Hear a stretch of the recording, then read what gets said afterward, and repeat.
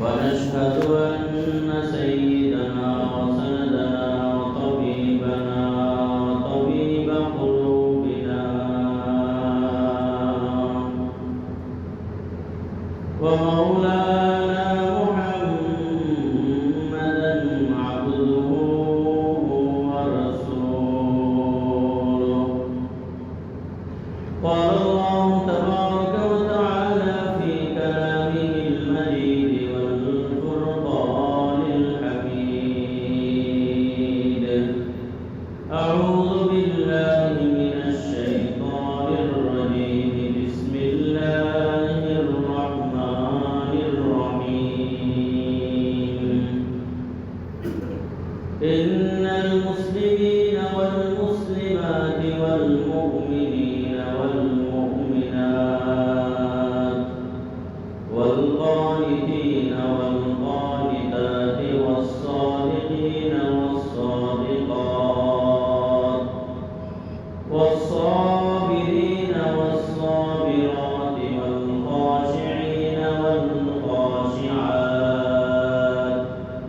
والمتصدقين والمتصدقات والصائمين والصائمات والحافظين فروجهم والحافظات والذاكرين الله كثيرا والذاكرات أعد الله لهم مغفرة وأجرا عظيما. وقد قال سيدنا رسول الله صلى الله عليه وسلم: من كانت له أنثى فلم يئدها ولم يهنها ولم يؤثر ولده الذكور، يعني الذكور، أدخله الله الجنة. وقد قال رسول الله صلى الله عليه وسلم: من عال جاريتين حتى تبلغا جاء يوم القيامة أنا وهو كهاتين وضم أصابعه السبابة والوسطى،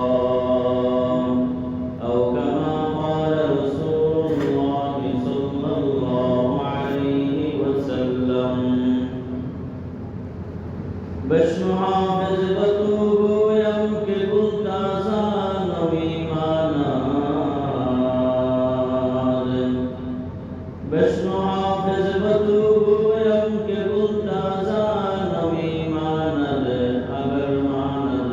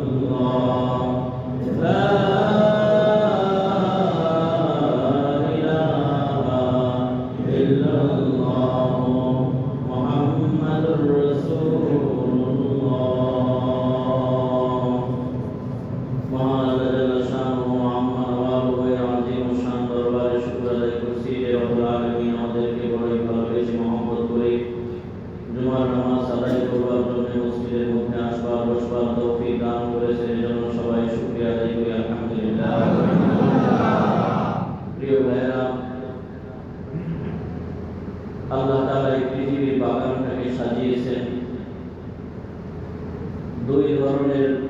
মৌলিকভাবে দুই ধরনের মানুষ দিয়ে, দুইটি জাতি এবং শ্রেণী পেশার মানুষ দিয়ে আল্লাহ তাআলা এই দুনিয়ার বাগানটাকে সাজিয়েছেন।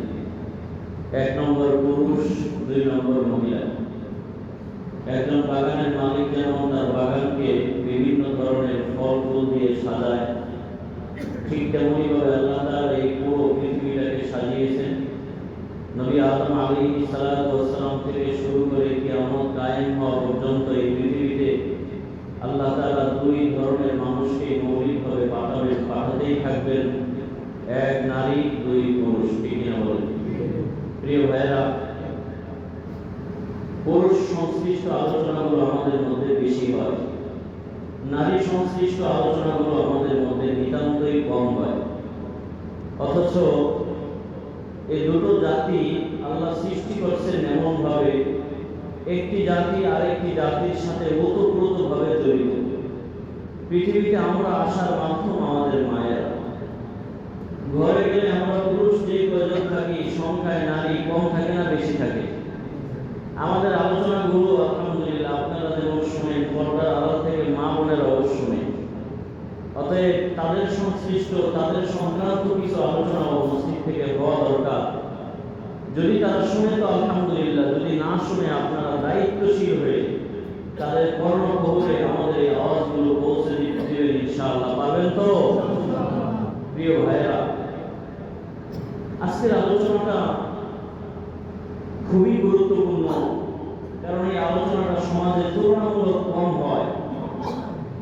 দেখুন, ইসলাম নারীকে যতটুকু অধিকার দিয়েছে, ইসলাম নারীকে যতটুকু মর্যাদার আসনে বসিয়েছে, ইসলাম নারীকে যতটুকু সম্মান দিয়েছে, অধিকার দিয়েছে, পৃথিবীর আর কোনো ধর্ম, পৃথিবীর আর কোনো সভ্যতা এর 1000 ভাগের 1 ভাগ অধিকার ফিরিয়ে দিতে পারে না। এজন্য আজকে প্রথম আলোচনা করব তুলনামূলক অন্যান্য ধর্মে নারীকে কিভাবে মূল্যায়ন করা হয় আর ইসলাম কিভাবে মূল্যায়ন করেছে, একটু বোঝার চেষ্টা করুন। এটা আমার আলোচনার প্রথম অংশ। প্রিয় ভাইরা, গ্রিক এবং রোমান সভ্যতা বলে নারী হলো পৃথিবীতে সবচেয়ে নিকৃষ্ট প্রাণীর মতো। আমাদের সব পাপের ফসল হলো এই নারীরা। এমনকি তাদের ধারণা এবং বিশ্বাস মতে একজন নারী, সে চাই মা হোক, বোন হোক, স্ত্রী হোক, তার মর্যাদা দাসীর থেকে তাদের কাছে বেশি নয়। দাসী যেমন তাদের কাছে অবহেলিত, ঠিক তেমনি ভাবে সব নারীরাই তাদের কাছে অবহেলিত। এমনকি 1805 সাল পর্যন্ত ব্রিটিশ আইনে নারীদেরকে বাজারে বিক্রি করা এটা বৈধ ছিল, আইনগতভাবে এটা সিদ্ধ ছিল। বাড়ির যে মূল কর্তা, এই কর্তার জন্য তাদের আইনে অনুমতি ছিল স্ত্রীকে বিক্রি করে ফেলা। দেখুন, এই প্রত্যেকটা জিনিস আপনার দৃষ্টিতে, আমার দৃষ্টিতে কতটা জঘন্য হতে পারে চিন্তাও করা যায় না। এটা হলো গ্রিক এবং রোমান সভ্যতা।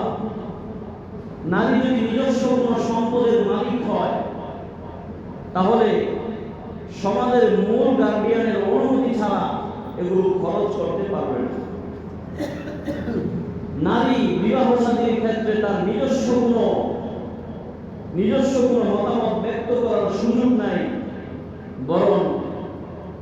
বরং তার ঘরের মূল কর্তা যার সাথে বিয়ে দিতে চাইবে, নারী তাকে বিয়ে করতে বাধ্য। বিপরীত মত পোষণ করার কোনো অধিকার তাদের আইনে নারীর নাই।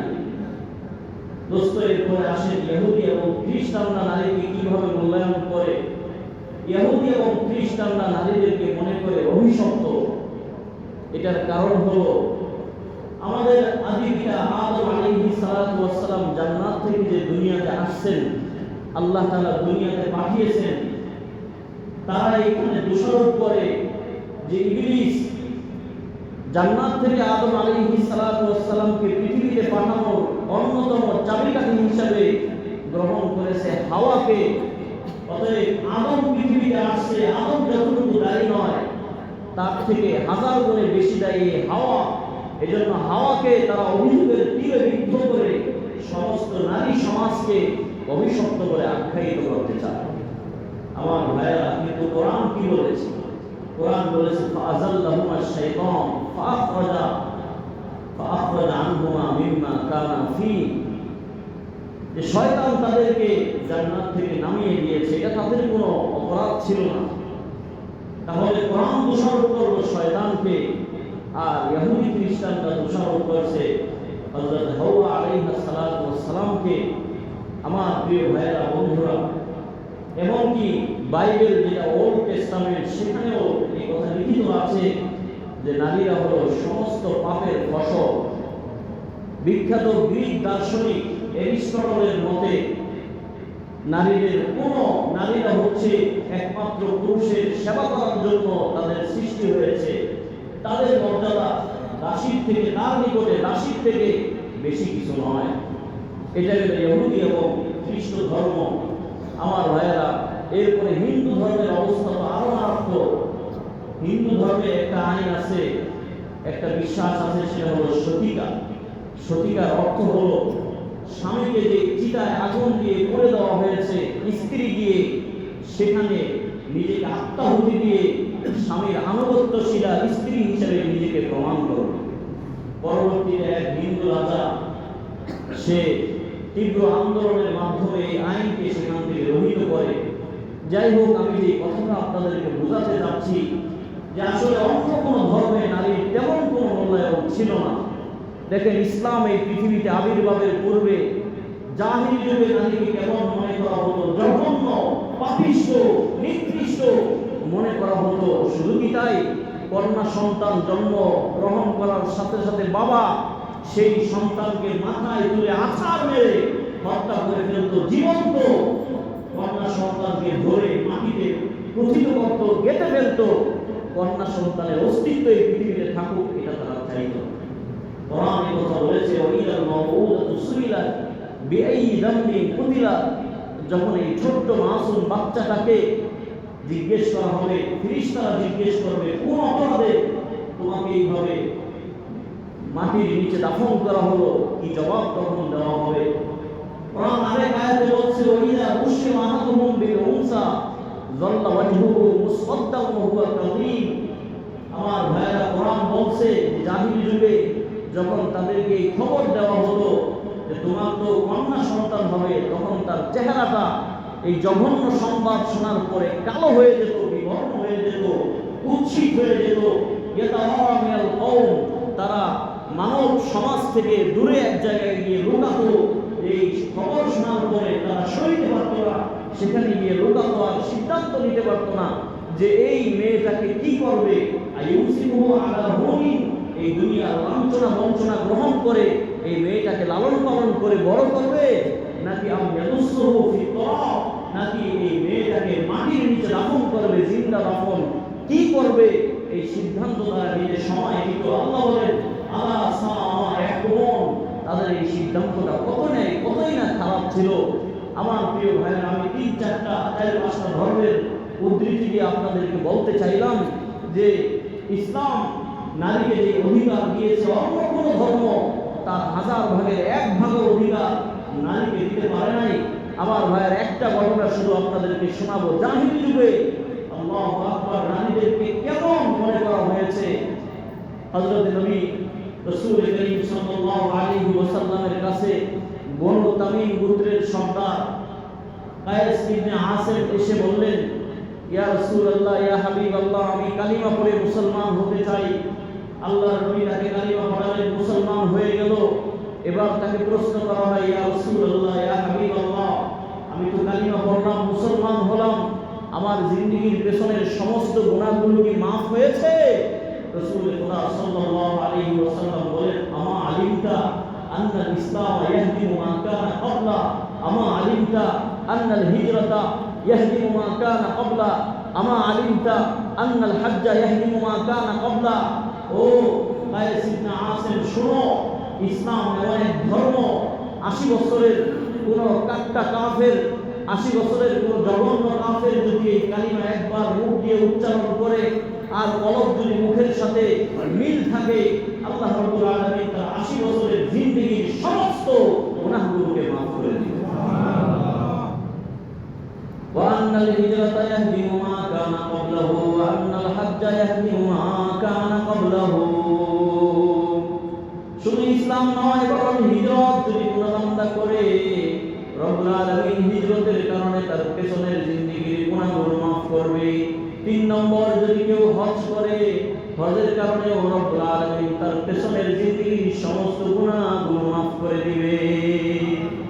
এবার কায়েস ইবনে আসিম বলে, ইয়া রাসূলুল্লাহ, ইয়া হাবিবাল্লাহ, আপনি তো বলছেন আমার জিন্দেগীর সব গুনাহগুলোকে রব্বুল আলামিন মাফ করে দিবে, তবে আমার কাছে মনে হয় এমন একটা জঘন্য কাজ আমি আমার পেছনের জীবনে করেছি যেই পাপ আল্লাহ তাআলা মাফ করার কথা না। রাসূল বললেন, কোন পাপ করেছো? তখন কায়েস ইবনে আসিম বলে, আজ থেকে বেশ কয়েক বছর আগে আমার স্ত্রী গর্ভবতী ছিল, আমার স্ত্রীকে গর্ভবতী রেখে আমি ব্যবসার কাজে দূর সফরে চলে যাই। ইয়া রাসূলুল্লাহ, ইয়া হাবিবাল্লাহ, বেশ কিছুদিন পরে যখন বাড়িতে আসলাম, আমি দেখলাম আমার স্ত্রীর সেই সন্তান ভূমিষ্ঠ হওয়ার সময় পার হয়ে গেছে, কিন্তু সন্তান ঘরে নাই। আমি আমার স্ত্রীকে জিজ্ঞেস করলাম, সন্তান কি করেছো? তখন স্ত্রী বলে, কন্যা সন্তান জন্মগ্রহণ করেছে মৃত অবস্থায়, এজন্য কন্যা সন্তানকে মাটির নিচে দাফন করে ফেলেছি। যাই হোক, ঘটনা এখানেই শেষ। ব্যবসার কাজে আমি 2-3 বছরের জন্য কোথাও গেলাম। আমি যখন ব্যবসার কাজ শেষ করে বাড়িতে গেলাম, গিয়ে দেখলাম একটা ছোট্ট কয়েক বছরের ফুটন্ত গোলাপের মতো মেয়ে সন্তান আমার বাড়িতে হাঁটাহাঁটি করে। তখন আমি আমার স্ত্রীকে জিজ্ঞেস করলাম, এই মেয়েটার কোথায় থেকে তুমি এই মেয়ের সন্ধান পেলাম?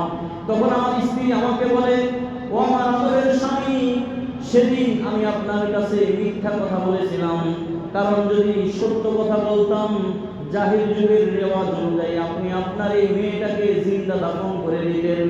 এখন মেয়ে বড় হয়েছে, আমি এতদিন অন্য একটা বাড়িতে তাকে লালন পালন করার ব্যবস্থা করেছি। এখন মেয়ে বড় হয়েছে, মেয়ের চেহারাটা বড় মায়াবী, ফুটফুটে ফুটন্ত গোলাপের মতো সুন্দর চেহারার অধিকারী আমাদের এই রাজকন্যা। আমাদের এই কন্যা যখন আপনাকে বাবা বলে ডাকবে, আপনার মায়া লাগবে। এজন্য আমি এতদিন পর্যন্ত এই খবরটা আপনার কাছে দেই নাই। কায়েস ইবনে আসিমের হৃদয়ের মধ্যে একটু মায়া উদ্রেক হলো, হত্যা করার সিদ্ধান্ত নিল না, মেয়েটাকে আদর করলো। কিন্তু কয়েকদিন পরে তার হৃদয়ের মধ্যে কথা আসলো, আমার এই মেয়েটা ধীরে ধীরে বড় হবে, এই মেয়েটা বিয়ের উপযুক্ত হবে, এই মেয়েটাকে বিয়ে দেওয়া হবে।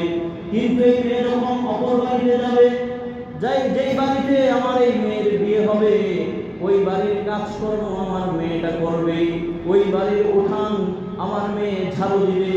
আমি বনু তামিম গোত্রের সর্দার, আমার মেয়ে অন্য কোনো বাড়িতে গিয়ে কাজ করবে এটাও হতে পারে না। কাজেই মনে মনে সিদ্ধান্ত নিল, আমি আমার মেয়েটাকে আজকেই জিন্দা দাফন করে ফেলবো। আমার ভাইরা স্ত্রীকে বলে, মেয়েটাকে সাজিয়ে দাও, ঘুরতে যাব। তখন মেয়েটাকে নিয়ে ঘুরতে যাওয়ার জন্য বের হলো।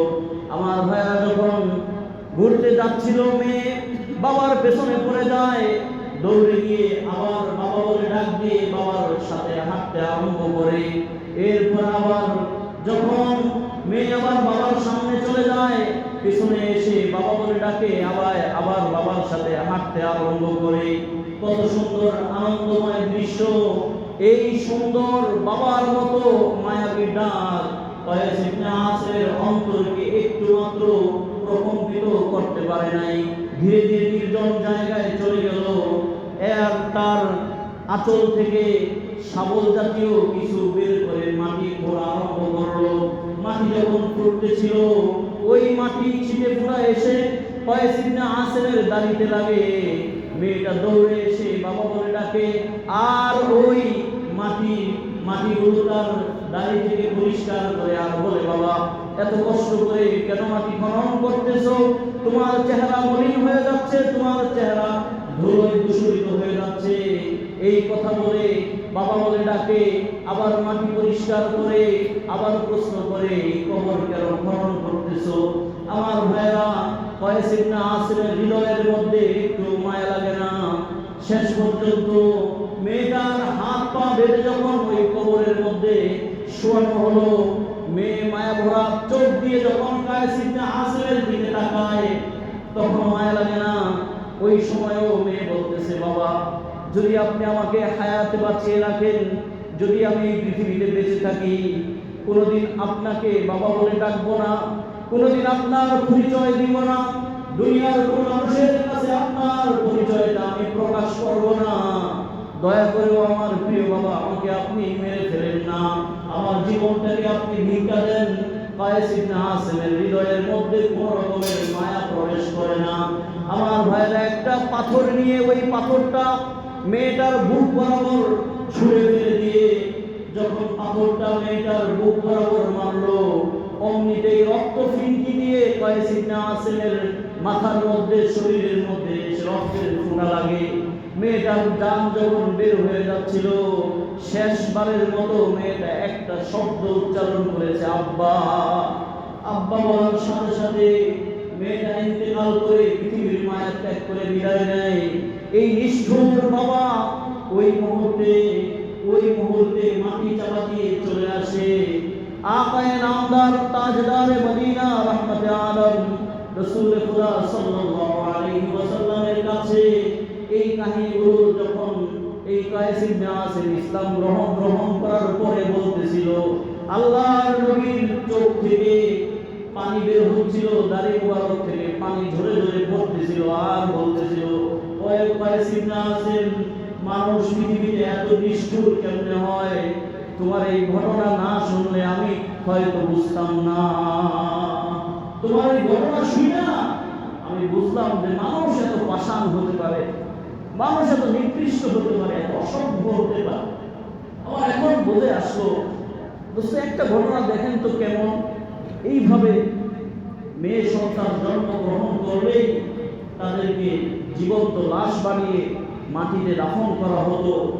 আসলো ইসলাম, আসলো মানবতার ধর্ম ইসলাম, বলিষ্ঠ কণ্ঠে ঘোষণা দিল, এই পৃথিবীতে মানুষ হিসেবে একজন পুরুষের যতটুকু অধিকার, একজন পুরুষ আল্লাহ তাআলার কাছে যতটুকু আশা করতে পারে, প্রতিটা নারী সে আল্লাহ তাআলার কাছে ততটুকুই আশা করতে পারে। মানুষ হিসেবে আল্লাহ তাআলার কাছে পুরুষের যে মূল্য, নারীর মূল্য কোনো অংশেই কম নয়। সুবহানাল্লাহ। আমার ভাইরা, যে আয়াত আপনাদের সামনে তেলাওয়াত করেছি, 22 নম্বর পারা শেষ আয়াতটা একটা বড় আয়াত। এই আয়াতের মধ্যে আল্লাহ তাআলা এই কথাটাই বোঝাতে চাইছেন, পুরুষ যদি নেক আমল করে, নারী যদি নেক আমল করে, পুরুষ যদি নামাজ পড়ে, নারীও যদি নামাজ পড়ে, পুরুষ যদি সত্য কথা বলে, নারীও যদি সত্য কথা বলে, পুরুষ যদি রোজা রাখে, নারীও যদি রোজা রাখে, পুরুষ যদি তার যৌনাঙ্গকে হেফাজত করে, নারীও যদি তার যৌনাঙ্গকে সংরক্ষণ করে চলে, তাহলে পুরুষ আল্লাহ তাআলার কাছে পাবে আ'আদাল্লাহু লাহুম মাগফিরা ওয়া আজরান আযীমা। নারী যেমন আল্লাহ তাআলা, পুরুষ যেমন আল্লাহ তাআলার কাছে আজরে আযীম পাবে, মহা পুরস্কার পাবে, নারীও আল্লাহ তাআলার কাছে মহা পুরস্কার পাবে। মানুষ হিসেবে আল্লাহর কাছে উভয় শ্রেণী বরাবর। প্রিয় ভাইরা, ইসলাম এখানে বৈষম্য দূর করেছে। বৈষম্য দূর করে ইসলাম ঘোষণা দিয়েছে ইন্নামান নিসাউ শাকাইকুর রিজাল, নিশ্চয় মহিলারা পুরুষদের সমতুল্য, অর্থাৎ অধিকারের ক্ষেত্রে এবং আল্লাহর বান্দা বান্দি হিসেবে যেই জান্নাতের আশা পুরুষ করতে পারে ওই জান্নাতের আশা নারীও করতে পারে। আল্লাহ তাআলার কাছে যতটুকু পাওয়া এটা যেমন পুরুষ পাবে ঠিক তেমনই ভাবে নারীও পাবে। আমার ভাইয়েরা, বিস্তারিত কথা তো বলতে পারবো না, যদি একটু পয়েন্টে আলোচনা করি তাহলে আপনাদের বুঝতে সুবিধা হবে। দেখেন, একজন নারী পৃথিবীতে আসার পরে তার তিনটা স্তর হয়, তিনটা ভাগ হয়। প্রথমে এই নারী পৃথিবীতে আসার পরে মেয়ে হিসেবে বাবার ঘরে বাস করে, ঠিক কিনা বলেন? 2 নম্বর, মেয়েটা যখন প্রাপ্তবয়স্কা হয় তখন এই মেয়েটাকে বিয়ে দেওয়া হয়। বিয়ে দেওয়ার পরে বধূ হিসাবে ইসলাম নারীকে ভিন্ন অধিকার দিয়েছে। 3 নম্বর, বিয়ে শাদী হয়ে গেল, এরপরে নারীর শেষ ধাপ তা হলো নারী মায়ের রূপান্তরিত হয়, মা হতে পারে। মা হিসাবে ইসলাম নারীকে আলাদা মর্যাদা দিয়েছে। সুবহানাল্লাহ। মেয়ে হিসাবে নারীকে ইসলাম মর্যাদা দিয়েছে, বধূ হিসাবে, স্ত্রী হিসাবে ইসলাম নারীকে মর্যাদা দিয়েছে, মা হিসাবে ইসলাম নারীকে মর্যাদা দিয়েছে। একটা একটা করে বলি, আপনারা ভালো মতো এগুলো সংরক্ষণ করেন, ধারণ করেন। মেয়ে হিসেবে ইসলাম কেমন অধিকার দিল? প্রথমত, মেয়ে আপনার একটা হবে। এক মেয়ে হলে কি হবে? আল্লাহর নবী বলেন, মান কানাত লাহু উনসা ফালাম ইয়ালিদহা ওয়া লাম ইউহিনহা ওয়া লাম ইউসির ওয়ালাদাহু ইয়ানি আদ-দুকুর আদখালাহুল্লাহুল জান্নাহ। কারো যদি একটা মেয়ে সন্তান হয় আর ওই মেয়ে সন্তানকে সে যদি জিন্দা দাফন না করে, তার অমর্যাদা না করে, আর তার ছেলে সন্তানের থেকে মেয়ে সন্তানকে পুরুষ সন্তানের মতোই আদর যত্ন করে লালন পালন করে পুরুষ সন্তানকে মেয়ে সন্তানের তুলনায় প্রাধান্য না দেয়, তাহলে আল্লাহ রসুলের হাদিস একথার জ্বলন্ত প্রমাণ দিচ্ছে, আদখালাহুল্লাহুল জান্নাহ, আল্লাহ তাআলা এই মেয়ে সন্তানকে যত্ন করার কারণে তাকে জান্নাত দিয়ে দিবেন। 2, এক সন্তান হলে, মেয়ে সন্তান হলে কি লাভ? হাদিসে আছে, যখন মেয়ে সন্তান ভূমিষ্ঠ হয় তখন ফেরেশতারা ওই বাড়ির দরজার সামনে এসে দাঁড়িয়ে বাড়িওয়ালাদেরকে সালাম দেয়, আসসালামু আলাইকুম ইয়া আহলাল বাইত, এভাবে সালাম দেয়। সালাম দিয়ে ওই মেয়ে সন্তানের মাথার পাশে ফেরেশতারা তাদের নূরের পরগুলোকে এইভাবে দুলাতে থাকে আর বলতে থাকে, ও বাড়িওয়ালারা, যদি তোমরা তোমাদের এই মেয়েটাকে লালন পালন করো, আদব শিক্ষা দাও, বিনয় শিক্ষা দাও, শিষ্টাচার শিক্ষা দাও, দিন শিক্ষা দাও, আর এগুলো শিখিয়ে যদি তোমরা তাকে সহযোগিতা করো, তাহলে আমরা ফেরেশতারা আল্লাহর পক্ষ থেকে বলছি, এখন থেকে কিয়ামত পর্যন্ত তোমাদের জন্য মহান আল্লাহ তাআলার সাহায্য অবধারিত হয়ে যাবে। এবার গেল এক সন্তান, মেয়ে সন্তান।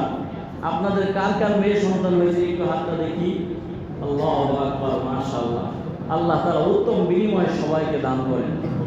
আমারও মেয়ে সন্তান হয়েছে, এজন্য আমিও আজকে অন্তত এই বয়ানটা করার পরে নিজেকে সৌভাগ্যবান মনে করতে পারতেছি যে আলহামদুলিল্লাহ আমিও এই সৌভাগ্যবান পুরুষদের অন্তর্ভুক্ত। 2 নম্বর, কারো যদি 2টা মেয়ে হয় তাহলে কি হবে? আল্লাহ নবী বলেন, মান আলা জারিয়াতাইন, কেউ যদি 2জন নারী সন্তানকে, 2জন কন্যাকে লালন পালন করে, হাত্তা তাবলুগা, প্রাপ্তবয়স্ক হওয়া পর্যন্ত। খুব খেয়াল করেন, রাসূল সাল্লাল্লাহু আলাইহি ওয়াসাল্লাম এইভাবে আঙ্গুল উঠাইছেন, যা ইয়াউমাল কিয়ামা আনা ওয়া হুয়া কাহাতাইন। দেখো, যদি কারো 2জন কন্যা সন্তান হয়, লালন পালন করে, বড় করে প্রাপ্তবয়স্ক পর্যন্ত পৌঁছে দেয়, কিয়ামতের ময়দানে আমি মুহাম্মদ আর ওই মেয়ে, 2 মেয়ের বাবা এইভাবে কিয়ামতের ময়দানে একসাথে থাকবো ইনশাআল্লাহ। এইভাবে থাকবো। কি ব্যাখ্যা? রাসূল as-সাব্বাবা ওয়াল উসতা, এই 2 আঙ্গুল এইভাবে উঁচু করে বুঝিয়েছেন, এই 2 আঙ্গুল যেমন পাশাপাশি, ঠিক তেমনি ভাবে আমি এবং 2 কন্যার বাবা কিয়ামতের ময়দানে এইভাবে পাশাপাশি থাকবো। 2 নম্বর ব্যাখ্যা, দেখেন এই আঙ্গুলটা তুলনামূলক এই আঙ্গুলের তুলনায় একটু বড়, ঠিক না? একটু বড়, তার মানে দূরত্ব সামান্য থাকবে, বাকি অনেক বেশি দূরত্ব থাকবে। আমি মুহাম্মদ রাসূলুল্লাহ তার মোটামুটি পাশাপাশি কিয়ামতের ময়দানে থাকবো। এরপরে কারো 3 সন্তান হইল, এগুলো আলাদা আলাদা করে এই জন্য বলতেছি, সমাজে কিছু ঝামেলা আছে। একজন মেয়ে হলে মোটামুটি মেনে নেয়, দ্বিতীয়জন দুনিয়াতে আসলে বউর উপরে শারীরিক মানসিক টর্চার শুরু হয়। আর যদি 3 জন হয় তাহলে তো এই বেচারির উপায়ই নাই। এগুলো থেকে আমাদের বের হয়ে আসতে হবে। বলেন, কন্যা সন্তান দুনিয়াতে আসার পিছনে আপনার স্ত্রীর নিজস্ব একচ্ছত্র কোনো ভূমিকা আছে? নাই। কন্যা সন্তান কে দান করে? এই জন্য খবরদার, অনেক সময় আমাদের বাবা মারা শিক্ষা না থাকার কারণে বিষয়টা বুঝতে চায় না, বুঝে না, আমাদের বর্তমানে স্ত্রীদের সাথে দুর্ব্যবহার করে। খবরদার, একজন মা হয়ে তো কোনোদিন মেয়ে সন্তান জন্ম নিলে স্ত্রীকে, নিজের বৌমাকে হুমকি দিতে পারে না, রাগারাগি করতে পারে না, এটা কোনোদিন সভ্যতার সাথে যায় না।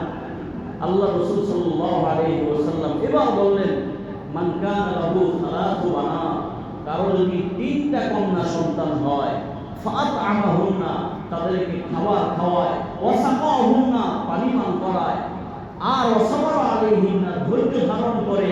আল্লাহ আমাকে দিয়েছেন তো ভালোবাসেন বলেই দিয়েছেন, এইভাবে একটু সবর করে পরবর্তীতে আল্লাহর কাছে ছেলে সন্তান কামনা করে, এতটুকু কাজ যদি করতে পারে, আল্লাহর নবী বলেন, কুন্না লাহু ইয়াউমাল কিয়ামাতি হিজাবাম মিনান নার, এই 3 মেয়ে সন্তান কিয়ামতের ময়দানে সে যেন জাহান্নামে প্রবেশ করতে না পারে, বাবা মা যেন জাহান্নামে প্রবেশ করতে না পারে, এজন্য ঢাল হয়ে সে শক্ত হয়ে দাঁড়িয়ে যাবে। এজন্য দোস্ত, নিরাশ হওয়ার কিছু নাই, হতাশ হওয়ার কিছু নাই। মেয়ে সন্তান হয়েছে আমার, এটা আমার সৌভাগ্য, এটা আমার রব আমাকে দিয়েছেন। বিশ্বনবী মুহাম্মদ রাসূলুল্লাহর জীবনী বলে দেখেন, 2-3 জন ছেলে সন্তান হলেও পৃথিবীতে তারা বাঁচে নাই, আল্লাহ তাআলা নিয়ে গিয়েছেন। কিন্তু 4টা মেয়ে সন্তানের মাধ্যমে রাসূল সাল্লাল্লাহু আলাইহি ওয়াসাল্লামের সারা পৃথিবীতে বংশ বিস্তার হয়েছে, ঠিক না বলেন? রাসূল সাল্লাল্লাহু আলাইহি ওয়াসাল্লাম আমাদের জীবনের শ্রেষ্ঠ রোল মডেল। কাজে আমি কেন মেয়ে সন্তান হলে রাগ করছি? এটা তো কোনোদিন হতে পারে না। রাসূল সাল্লাল্লাহু আলাইহি ওয়াসাল্লাম ফাতেমাতুজ জাহরা রাদিয়াল্লাহু তাআলা আনহাকে এত ভালোবাসতেন, এত ভালোবাসতেন, সফরে যাওয়ার সময় সবার সাথে দেখা করা শেষ, যাওয়ার আগ মুহূর্তে ফাতেমার সাথে দেখা করে সফরে যেতেন। সফর থেকে এসে ফাতেমার সাথে আগে দেখা করতেন আর বলতেন যে, ফাতেমা বুদআতুম মিন্নি, আমার ফাতেমা আমার কলিজার টুকরা, আমার ফাতেমা আমার জীবনের অংশ, আমার ফাতেমা আমার জীবনের অংশ। কাজে কেউ যদি ফাতেমাকে কষ্ট দেয়, ফাহুয়া আবগাদানি, সে কেমন যেন আমি মুহাম্মদ রাসূলুল্লাহকেই কষ্ট দিই। আমার ফাতেমাকে কেন কেউ যেন কষ্ট না দেয়। রাসূলের চেহারাটা একবার মলিন, হাসে না, কারোর সাথে কথা বলে না। সাহাবায়ে কেরাম ভীত সন্ত্রস্ত, কে রাসূলকে জিজ্ঞেস করবে, ইয়া রাসূলুল্লাহ আপনার চেহারাটা মলিন কেন? কিছুক্ষণ পরে রাসূল খুদা সাল্লাল্লাহু আলাইহি ওয়াসাল্লাম ফাতেমার ঘরে প্রবেশ করলেন, আলীও ঘরে ছিলেন। রাসূল ঘর থেকে বের হলেন, হাস্যোজ্জ্বল চেহারা। এবার সাহাবায়ে কেরাম হাসতে দেখে জিজ্ঞেস করলেন, ইয়া রাসূলুল্লাহ, ইয়া হাবিবাল্লাহ, কিছুক্ষণ আগে আপনাকে দেখলাম কেমন যেন আপনি ভারাক্রান্ত, চেহারার মধ্যে কোনো হাসির ছাপ ছিল না, এখন আপনি হাসতেছেন, কারণটা কি? তখন রাসূল সাল্লাল্লাহু আলাইহি ওয়াসাল্লাম বললেন, আরে একটু আগে এই জন্য আমি মলিন ছিলাম, আমি তো ফাতেমার বাবা, আমি তো আলীর শ্বশুর। কাজেই তাদের দুজনের মধ্যে কোনো কারণে যদি মনোমালিন্যতা সৃষ্টি হয়, আমি রাসূল তো হাসতে পারি না, এজন্য আমি এরকম ভারাক্রান্ত ছিলাম, এখন সমাধান করে আসছি, উভয়ের মধ্যে মিল মহব্বত সৃষ্টি হয়ে গেছে, এই কারণে বাবা হিসেবে আমি হাসতেছি। সুবহানাল্লাহ। আমার ভাইয়েরা, এখান থেকেও শিক্ষা আছে। আমি মেয়ের বাবা, আমি চাইব সংশোধন করতে, আমি ছেলের বাবা, আমি চাইব সংশোধন করতে। ভেজাল বাড়ানো, এটা যেন কোনোদিনও আমার মধ্যে স্পৃহা না থাকে। আমার ভাইয়েরা, তাহলে যে কথা বলতেছিলাম যে মেয়ে সন্তান আল্লাহর পক্ষ থেকে এক আযীমুশ শান নিয়ামত। এবার আসেন, এই মেয়ে যখন বড় হয়, প্রাপ্তবয়স্ক হয়, তখন তাকে বিয়ে দেওয়ার মাসলা আসে। বিয়ে দিয়ে দিলেন, পুত্রবধূ হলো। পুত্রবধূ হওয়ার পর তার অধিকার ইসলাম কতটুকু দিয়েছে ইসলাম বলে আদ-দুনিয়া কুল্লুহা মাতা ওয়া খায়রু মাতা'id দুনিয়া আল মারআতুস সালিহা। সারা পৃথিবীতে অসংখ্য ভূমের বস্তু সম্পদ আল্লাহ তাআলা দিয়েছেন, এই পৃথিবীতে সবচেয়ে উত্তম সম্পদ হলো নেককার স্ত্রী। সুবহানাল্লাহ। নেককার স্ত্রী আল্লাহ তাআলার কাছে সবচেয়ে উত্তম সম্পদ। 2 নম্বর, আমার ভাইরা, রাসূল সাল্লাল্লাহু আলাইহি ওয়াসাল্লাম বলেন হুব্বিবা ইলাইয়া মিন দুনিয়াকুম সালাস। দুনিয়ার মধ্যে 3টা জিনিস আমার কাছে প্রিয়। 1 নম্বর আন-নিসা, স্ত্রীরা আমার কাছে প্রিয়, স্ত্রীরা আমার কাছে অনেক দামি সম্পদ। রাসূল বলেন খায়রুকুম খায়রুকুম লিআহলিহি। কেউ যদি তার স্ত্রীর কাছে ভালো হয়, ওই স্বামী প্রকৃত ভালো মানুষ। স্ত্রীরা যদি বলে যে আমার স্বামী ভালো, তাহলে রাসূল বললেন ওই স্বামী আসলেই ভালো। আর আমি মুহাম্মদুর রাসূলুল্লাহ আমার যতজন স্ত্রী আছে সবার কাছে প্রিয়। কাজে আমি পৃথিবীবাসীর কাছে প্রিয়, আমি আল্লাহ তাআলার কাছে প্রিয়। প্রিয় ভাই, এই জন্য রাসূল সাল্লাল্লাহু আলাইহি ওয়াসাল্লাম কত সুন্দর করে আমাদেরকে এই বিষয়গুলো বোঝালেন। রাসূল বললেন দুনিয়াতে 3 জিনিস আমার কাছে প্রিয়। 1 নম্বর স্ত্রী, সতী সাথী নারী। 2 নম্বর আমার কাছে প্রিয় সুগন্ধি। আর আল্লাহ তাআলা রাসূলের এই প্রিয় জিনিসটাকে এত রাসূলের জন্য পছন্দনীয় করে দিয়েছিলেন, রাসূলের পুরো দেহটা মাথা থেকে পা মোবারক পর্যন্ত পুরো দেহটাকে আল্লাহ তাআলা সুগন্ধময় করে দিয়েছিলেন। রাসূল হাঁটলে সুগন্ধি আসতো, রাসূল চললে সুগন্ধি বের হতো। রাসূল যে রাস্তা দিয়ে হেঁটে যেতেন দীর্ঘ সময় পর্যন্ত এই রাস্তা দিয়ে সুগন্ধি আর ঘাম ছড়াতে থাকতো। সুবহানাল্লাহ। রাসূলের দেহ থেকে ঘাম বের হতো, ওইটাকে সাহাবায়ে কেরাম আতরের মতো ব্যবহার করতেন। আল্লাহু আকবার। এরপরে রাসূল বলেন ওয়াজুইলাত কুররাতু আইনি ফিস সালাত। 3 নম্বর, নামাজটা আমার কাছে প্রিয়। নামাজ দ্বারা আমার চক্ষু শীতল হয়। এজন্য রাসূল নামাজে দাঁড়াতেন, সূরা বাকারা শেষ হয়ে যেত, সূরা আলে ইমরান শেষ হয়ে যেত, সূরা নিসা শেষ হয়ে যেত, রাসূলের পা মোবারক ফুলে যেত। তখন সাহাবায়ে কেরাম প্রশ্ন করতেন, ইয়া রাসূলুল্লাহ, ইয়া হাবিবাল্লাহ, আপনার এত ইবাদত করার দরকার কি, এত নামাজ পড়ার দরকার কি? ওয়াকাদ গাফারাল্লাহু লাক মা তাকাদ্দামা মিন যামবিক ওয়া মা তাআখার। আল্লাহ তো আপনার পেছনের সামনের জিন্দেগির সব গুনাহ মাফ করে দিয়েছেন। তখন নবী বললেন আফালা আকুন আবদান শাকুরা। আমি কি আল্লাহ তাআলার শুকরগুজার বান্দা হব না? একমাত্র আল্লাহর শুকরগুজার বান্দাদের খাতায় নাম লেখানোর জন্য আমি মুহাম্মদ এইভাবে নামাজের মধ্যে ব্যস্ত থাকি। তাহলে ইসলাম পুত্রবধূ, ইসলাম বধূ হিসেবে, স্ত্রী হিসেবে অধিকার দিয়েছে। রাসূল সাল্লাল্লাহু আলাইহি ওয়াসাল্লাম খাদিজা রাদিয়াল্লাহু তাআলা আনহাকে এত ভালোবাসতেন, বলেই ফেলছেন খায়রু নিসাইহা খাদিজা বিনতে খুয়াইলিদ। এই পৃথিবীতে সবচেয়ে দামি মহিলাদের মধ্যে সবচেয়ে দামি মহিলা, উত্তম মহিলা হলো খাদিজা। হযরত আয়েশার সাথে ঘুমিয়ে আছেন রাত্রিবেলায়। আয়েশা রাদিয়াল্লাহু তাআলা আনহা খুঁজে পাচ্ছেন না। রাসূল সাল্লাল্লাহু আলাইহি ওয়াসাল্লামকে বের হয়ে দেখে জান্নাতুল বাকিতে রওজাতুল মিন রিয়াজিল জান্নাহ রাসূল সাল্লাল্লাহু আলাইহি ওয়াসাল্লাম মুনাজাতে হাত তুলে দোয়া করছেন। আম্মা আয়েশা পেছনে এসে দাঁড়ালেন, দেখলেন রাসূল কি বলতেছে। তখন রাসূল সাল্লাল্লাহু আলাইহি ওয়াসাল্লাম এই কথাটাই বলতেছিলেন, ও আল্লাহ, এই পৃথিবীতে আমার যখন কেউ ছিল না, এই পৃথিবীতে যখন কেউ আমাকে পরিচয় দেয় নাই, তখন আমার খাদিজা আমার পরিচয় দিয়েছে। ও রব, কাল কিয়ামতের ময়দানে যখন কেউ কাউকে খুঁজে পাবে না, কেউ যখন কাউকে খুঁজে পাবে না, যদি ওই দৃশ্য আসে, ও আল্লাহ, আপনার কাছে একটা কথা বলি, আমি যেন ওই কঠিন সময়ে আমার খাদিজাকে খুঁজে পাই। এরপরে আয়েশা রাদিয়াল্লাহু তাআলা আনহা বললেন, নারী তো ভেতরে একটু মান অভিমান তো থাকেই। তো বলতেছিলেন, ইয়া রাসূলুল্লাহ, খাদিজা 40 বছর বয়স যখন, আপনার বয়স তখন 25, ওই সময়ে বিয়ে করলেন। বয়সও তার বেশি, একজন বৃদ্ধা মহিলাকে বিয়ে করলেন। এখন তো আমরা আপনার সাথে আছি, খাদিজার কথা এত স্মরণ কেন করতেছেন?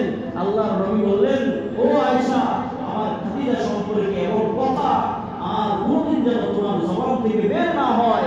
তোমরা আমার যত স্ত্রীরা আছো, তোমরা আমার সুখের দিনের স্ত্রী, আমার সুখের দিনের সাথী। আর আমার খাদিজা আমার ওই দিনের সাথী যেদিন মক্কায় আমার পা রাখার মতো জায়গা ছিল না, কেউ আমার পরিচয় দেয় নাই, বরং বৎসনার রসায়নে আমি জর্জরিত হয়ে গেছি। আমার খাদিজা তখন আমার পরিচয় দিয়েছে, আমার খাদিজা তখন আমার দেখভাল করেছে, আমার খাদিজা তখন আমাকে মায়া মহব্বতের চাদরে জড়িয়ে নিয়েছে। আমার খাদিজা তখন এই মক্কা মক্কা নগরীর সবচেয়ে বড় ব্যবসায়ী হওয়া সত্ত্বেও নিজের সমস্ত সম্পদগুলোকে ইসলামের জন্য আমি রাসূলুল্লাহর মহব্বতে দান সদকা করে দিয়েছি। আমার খাদিজার সাথে কারো কোনো তুলনা হয় না। খাদিজার মহব্বত আল্লাহ আমার অন্তরের মধ্যে ঢেলে দিয়েছে। ও দোস্ত, স্ত্রী হিসেবে ইসলাম মর্যাদা দিয়েছে। দেখেন আয়েশা রাদিয়াল্লাহু তাআলা আনহাকে রাসূল একদিন বললেন, ও আয়েশা চলো একটু হাঁটাহাঁটি করি, একটু পায়চারি করি। তো পায়চারি করার জন্য বের হয়েছে একটা চাকিয়ার ময়দান, খালি জায়গায় দুইজন যখন গিয়েছে, এবার রাসূল বললেন, ও আয়েশা চলো একটু দৌড় প্রতিযোগিতা দেই, চলো দুইজনে একটু দৌড় দেই, দেখি কে জিতে কে হারে। তো রাসূল সাল্লাল্লাহু আলাইহি ওয়াসাল্লাম এবং আম্মা আয়েশা দুজনেই দৌড় দিয়েছেন। তখন আয়েশা রাদিয়াল্লাহু তাআলা একটু গঠনে হালকা ছিলেন। আয়েশা আগে চলে গেছেন, রাসূল সাল্লাল্লাহু আলাইহি ওয়াসাল্লাম পেছনে পড়ে গেছেন। এবার আয়েশা বলতেছে, ইয়া রাসূলুল্লাহ, পারলেন না তো আমার লগে, আমি তো আপনার পেছনে ফেলাই দিলাম। রাসূল তখন আর কিছুই বলেন নাই। বেশ কয়েকটা বছর যখন পার হয়েছে, আম্মা আয়েশা নিজেই হাদিস বর্ণনা করেন। আম্মা আয়েশা বলেন, তখন আমার শরীরটা একটু ভারী হয়ে গেছে, আমি একটু স্থূল হয়ে গেছি। এবার রাসূল বললেন, ও আয়েশা চলো, ও আয়েশা চলো এবার আরেকটা প্রতিযোগিতা দেই। প্রতিযোগিতা দেওয়া হলো। রাসূল এবার আগে চলে গেছেন, আয়েশা পেছনে পড়ে গেছেন। তখন হাদিসে আছে রাসূল এই কথাটা বলছেন, তিলকা বিতিলকা, ও আয়েশা আজকে প্রতিশোধ নিলাম। ওদিন দিচ্ছিলা, আমাকে শরম দিছিলা, আমি তোমাকে শরম আর দিলাম না, ওদিনের প্রতিশোধটা আজকে আমি নিয়ে নিলাম। এবার বলেন, ইসলাম নারীকে অধিকার দিয়েছে কি দেয় নাই? আরো জোরে বলেন, দিয়েছে কি দেয় নাই? ইউরোপ সভ্যতা, যুক্তরাষ্ট্রের সভ্যতা, আমেরিকার সভ্যতা, আমি চ্যালেঞ্জ করে বলতে পারি ইসলাম নারীকে যতটুকু অধিকার দিয়েছে, এই বর্তমান আধুনিক কোন সভ্যতা ইসলামের জোগাড় কাছেও আসতে পারবে না। এত বেশি সভ্যতা, এত বেশি শিষ্টাচার এবং নারীর মর্যাদা ইসলাম নিশ্চিত করেছে। আমার ভাইয়েরা, বন্ধুরা, এজন্য আসুন আমি আমার মাকে মূল্যায়ন করি, আমি আমার স্ত্রীকে কদর দানই করি, আমি আমার মেয়েকে জীবনটা উজাড় করে দিয়ে ভালোবাসি, মেয়েদেরকে দিন শিক্ষা দেই। এরপরে আসেন সর্বশেষ বিষয়ে চলে যাচ্ছি। এবার যখন বিয়ে শাদী হয়ে গেল, এই স্ত্রী অল্প কিছুদিনের ব্যবধানে মা হবে, মা হিসেবে ইসলাম তাকে কতটুকু অধিকার দিয়েছে এটাও জানার দরকার। আমার ভাইয়েরা, এটা কি বলবো, আপনাদের জানাই আছে মায়ের মর্যাদা ইসলাম কতটুকু দিয়েছে। সাহাবী হযরত আব্দুল্লাহ ইবনে মাসউদ রাদিয়াল্লাহু তাআলা বলেন, ইয়া রাসূলুল্লাহ, ইয়া হাবিবাল্লাহ, আইয়ুল আমাল আফদালু ইলাল্লাহ, আল্লাহর কাছে কোন আমলটা উত্তম?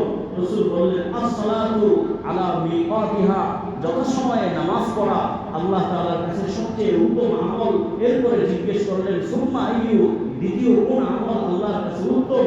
তখন রাসূল বললেন, বিররুল ওয়ালিদাইন, পিতা মাতার সেবা করা, পিতা মাতার কদর দানি করা, পিতা মাতার সেবা শুশ্রূষা করা, খোঁজ খবর নেওয়া, এটাই 2 নম্বর ইসলামে আল্লাহ তাআলার কাছে পছন্দনীয় আমল। 3 নম্বর কোনটা? রাসূল বলেন, আল জিহাদু ফি সাবিলিল্লাহ, আল্লাহর রাস্তায় জিহাদ করা। তাহলে এই হাদিসের মধ্যে জিহাদের তুলনায় পিতা মাতার সেবা শুশ্রূষা করাকে অগ্রাধিকার দেওয়া হলো। এজন্য এক সাহাবী এসে রাসূলুল্লাহর কাছে জিহাদ করার অনুমতি চাইলেন। রাসূল সাল্লাল্লাহু আলাইহি ওয়াসাল্লাম বললেন, আলাকা ওয়ালিদা, তোমার মা কি জীবিত আছে?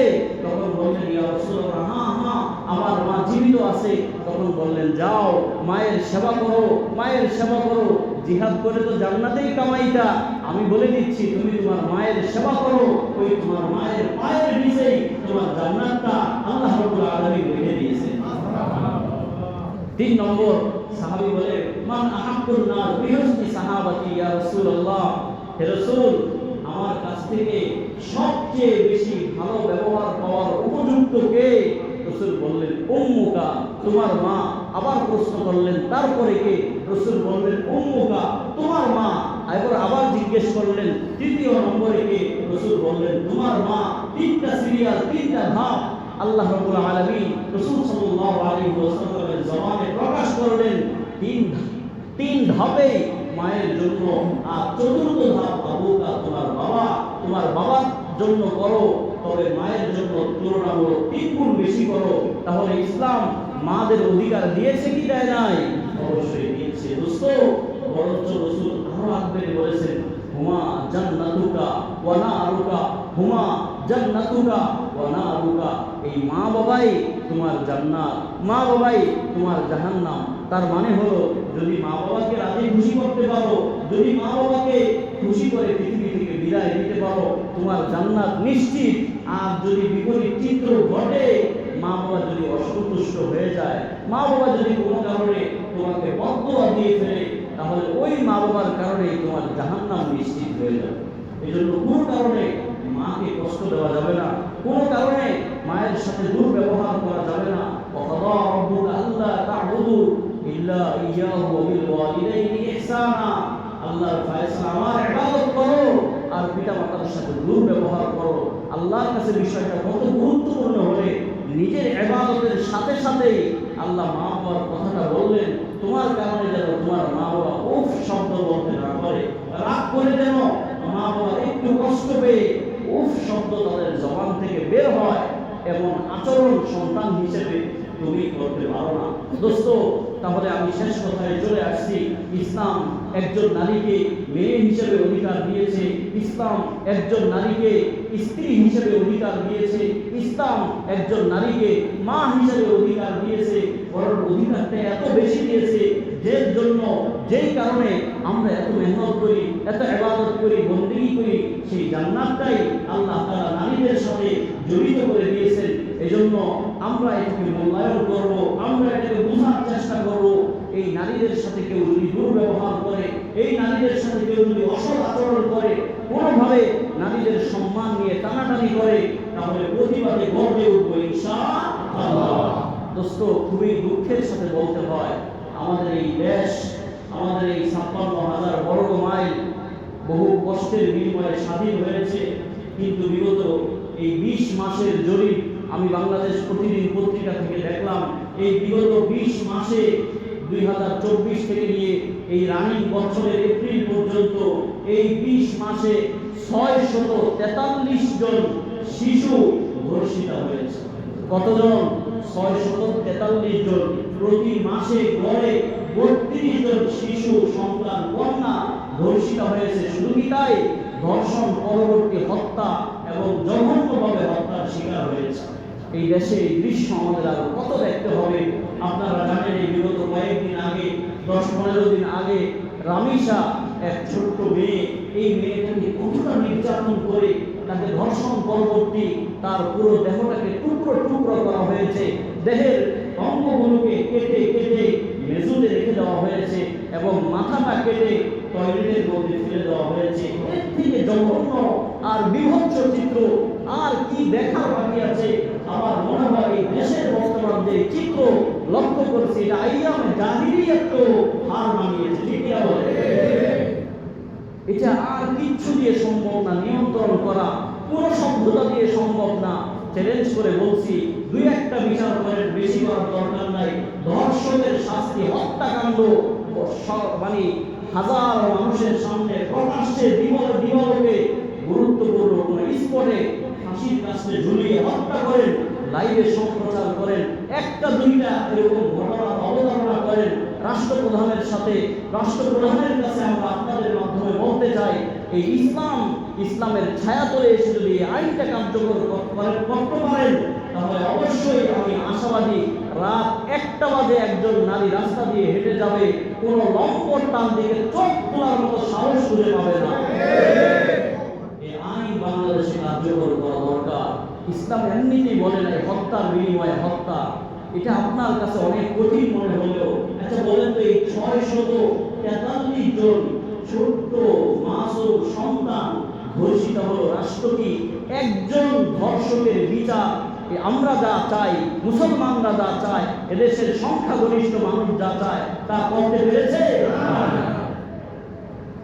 যদি ইসলামটাকে ফলো করা হয়, ইসলামের আইনটাকে কার্যকর করা হয়, তাহলে ইনশাআল্লাহ এগুলো বন্ধ হবে, আমি শান্তি পাবো, আমার সমাজ হবে শান্তময়, আর ধর্ষণ নিয়ন্ত্রণে চলে আসবে ইনশাআল্লাহ। আল্লাহ তাআলা আমাদের সকলকে বুঝার তৌফিক দান করেন, মা বোনদেরকে বুঝার তৌফিক দান করেন, মা বোনদেরকে আল্লাহ তাআলা পর্দার ছায়াতলে যাওয়ার তৌফিক দান করেন। ওয়া মা আলাইনা ইল্লাল বালাগ। যারা সুন্নাত পড়ি নাই, মেহেরবানি করে আমরা